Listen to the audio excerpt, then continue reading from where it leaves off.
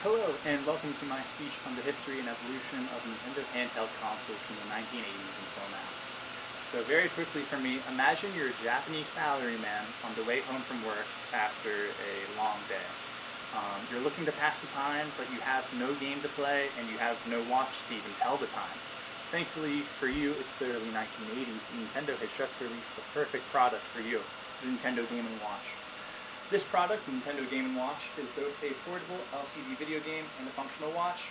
It has also just sparked the fire that would later lead to Nintendo being found as the undisputed kings of portable handheld gaming for countless generations to come. That said, Nintendo's 46-year-long foray into handheld gaming has had its ups and downs. In this speech, I plan to give a brief overview and introduction to the biggest portable console lines, from the Game & Watch to the Game Boy to the Nintendo DS to the Nintendo Switch. Over the past 46 years, Nintendo has amassed an interesting handheld history, in my opinion, so please enjoy. 46 years ago, Nintendo was a playing card company who had just made the risky decision to start producing LCD video games. Unlike other portable handhelds at the time, the Nintendo Game & Watch was truly portable and very cheap to buy. It used an LCD screen, the same as calculators or digital watches. The LCD display was somewhat primitive compared to what we're used to today with smartphones, but one button battery could keep your Game & Watch powered for months since it wasn't a energy-consuming LED display. Nintendo took a pretty different approach than compared to other companies when producing their handheld portable console at the time. Other companies were much bigger, they consumed a lot of batteries, they maybe had a backlight, but they just weren't as practical. They were also a lot more expensive. The Nintendo Game & Watch vastly outshone its competition and began to carve entirely new consumer demand for portable gaming from nothing. So 9 years later, Nintendo is looking to prove that the Game & Watch wasn't a one-hit success. They can make multiple successful handheld portable gaming consoles. Enter the Game Boy, or the DMG-01, the original Game Boy. So the biggest advantage the original Game Boy had over the Game & Watch was the fact that it could play any number of games with interchangeable cartridges. So the Game & Watch could only play one game. You'd have a Game & Watch, it could only play ball. You'd have another Game & Watch, it could maybe play a different game. But then you have two consoles, two games. With the Game Boy, you could have one console, and through the use of interchangeable cartridges, infinite games. That was the biggest innovation that they had over the Game & Watch, but there was also other things in later iterations of the console. The Game Boy Color had a color screen and a more powerful processor. The Game Boy Advance, the Game Boy Micro, and the Game Boy Light had backlit screens.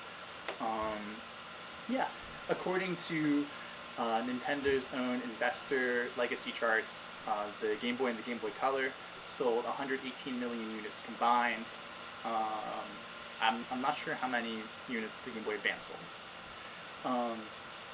Later on, it's 2004, and Nintendo is again looking to prove themselves as a player in this market, which has gotten a lot bigger, and they do this by releasing the Nintendo DS.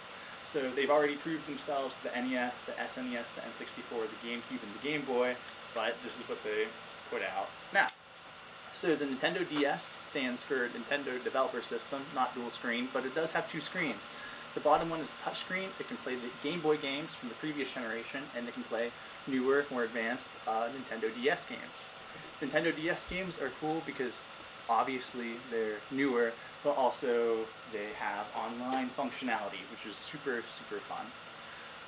Following the trend of Nintendo pricing out their other competitors, the original DS was very cheap.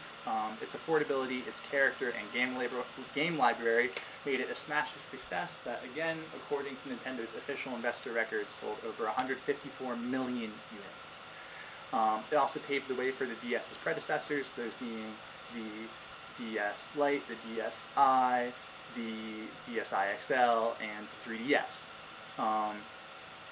Lastly, we are left with the Nintendo Switch. Released in 2017, the Nintendo Switch is Nintendo's latest console and quite possibly their most unique. The Nintendo Switch, following the trend of being priced competitively, was priced at $300, which was decent compared to other stuff on the market at the time. It had an extremely successful and desirable exclusive game market. These are games that could only be played on the Nintendo Switch, not a PlayStation, not an Xbox.